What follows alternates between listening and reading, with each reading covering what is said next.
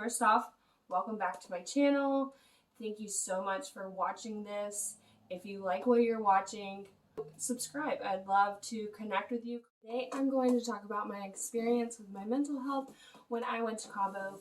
Hopefully it'll bring some comfort or hope and help someone feel like they're not alone in this battle. I never really spend time with myself. I'm always wanting to be around people. I want to, there's a lot of deep issues why I am this way, but now as an adult, I want to be around people and I just want to be included, I guess. It's how I live my life. I am needed as a child care provider. I'm needed at the church where I serve.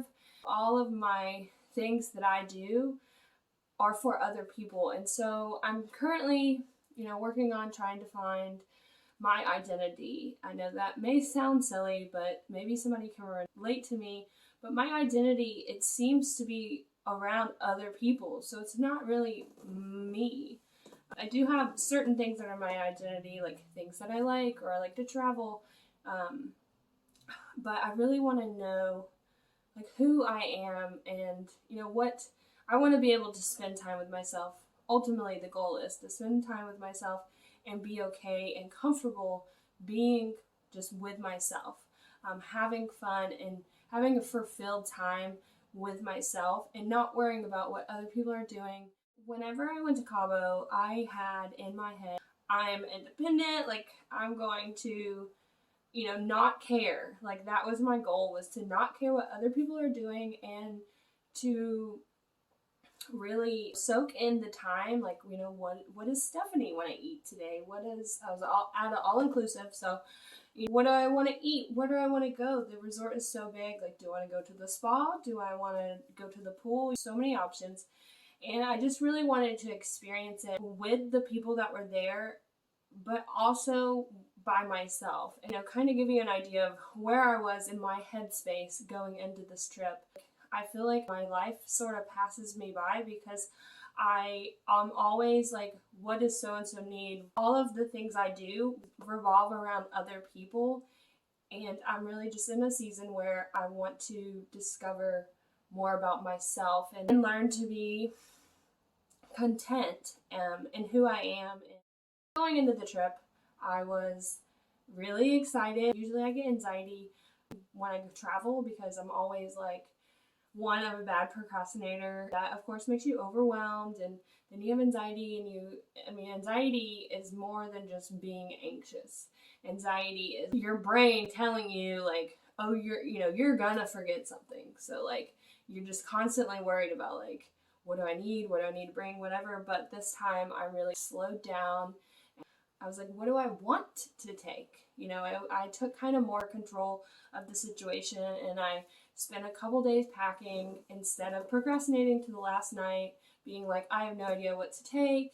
So that was interesting in that sense where I wasn't experiencing that anxiety.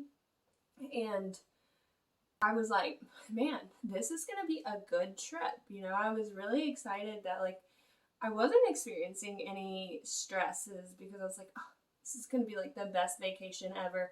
And not that it wasn't, but my mental health definitely showed up, and mental health does not take a vacation, even if you are. So let's get into it. I get to the airport, everything is fine. I actually ended up flying with two of my good friends, so I didn't have to fly I wasn't on the flight alone. Definitely eased some of my stresses of being by myself, flying into Mexico.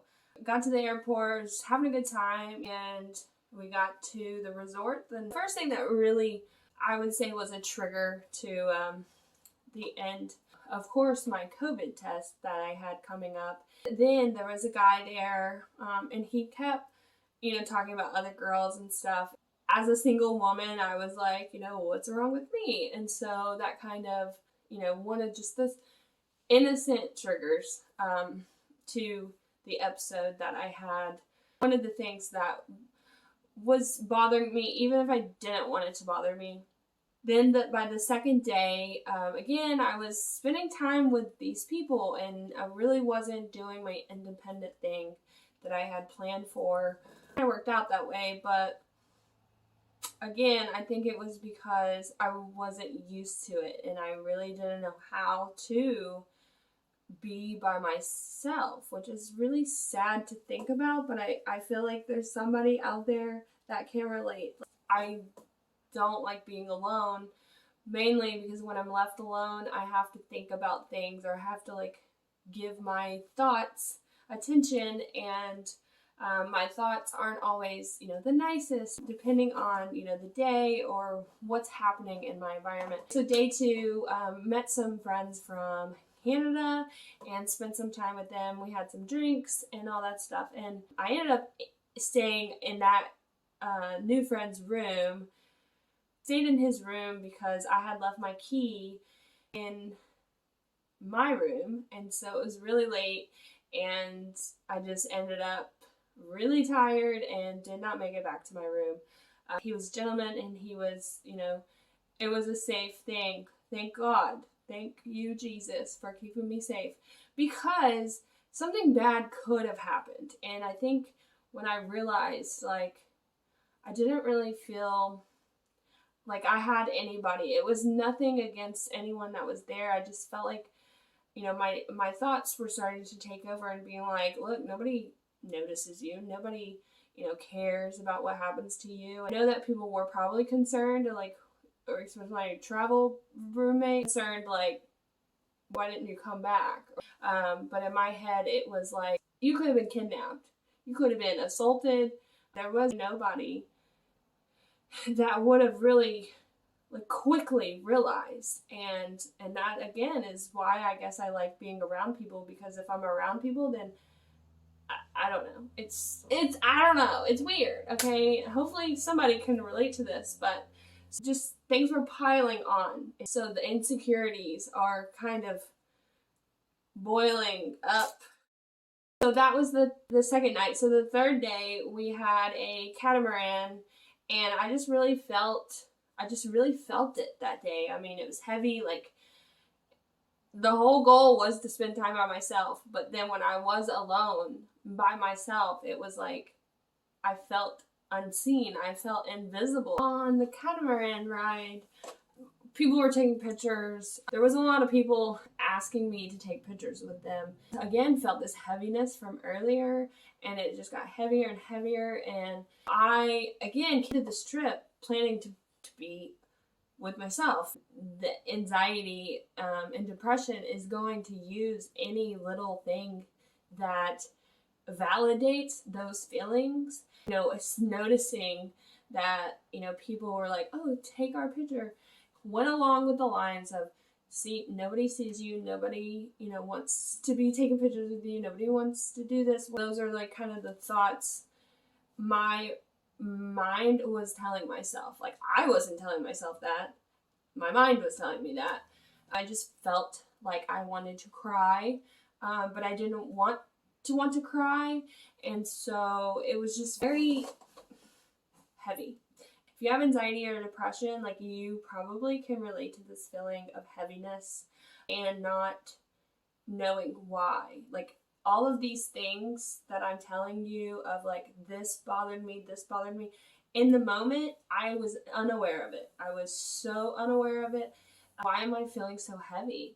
Why do I feel this way? Nobody wants to feel that way in Cabo. Nobody wants to feel that way on vacation. Nobody wants to feel that way ever.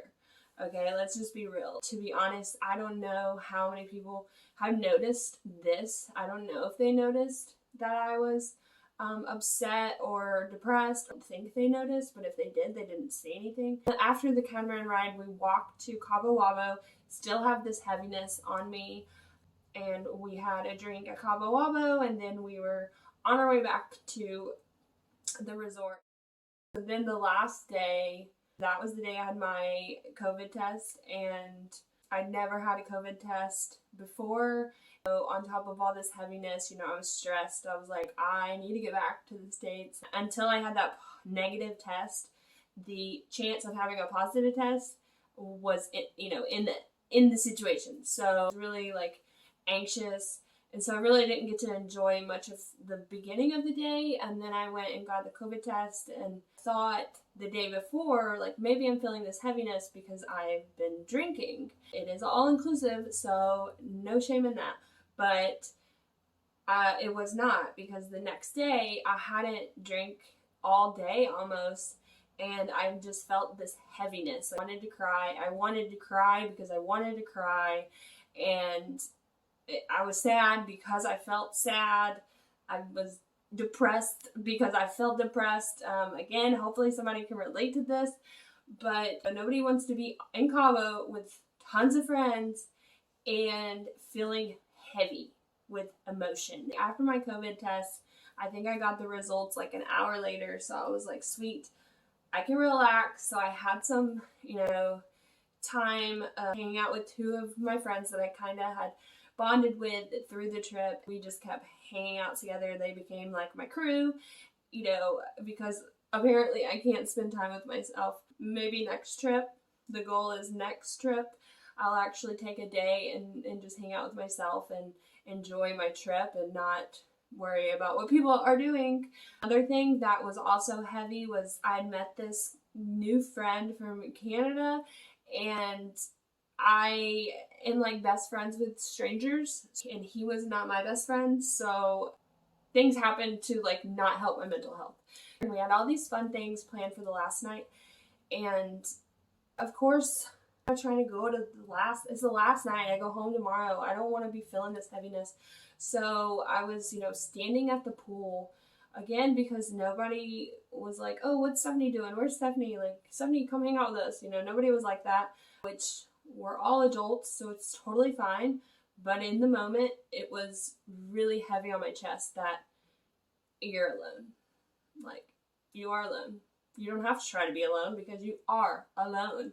It was just very heavy, and I didn't know to go hang out with these people or go hang out with these people. And again, I wasn't in a good headspace to just get a drink by myself and hang out with myself for an hour or so, or read one of the books that I brought. It was like I was just in this mindset of like heaviness. I decided, you know what? The depression is not going to win, and I'm just going to walk down to the beach. And I walked down on this walkway, and there was like a rock wall, and I just laid my stuff right there. I turned on some music. My favorite song is, especially in like hard moments recently, is My Jesus. I just turned that song on and just listened to it, and I just cried. I just cried because I was like, you're not going to win. So if I feel like I need to cry, I'm just going to cry, and we're going to move on, and we're going to have a good night, and then we'll deal with this tomorrow when we get home. It's not going to ruin the last night. I want to appreciate the time I have with my friends before we have to all leave.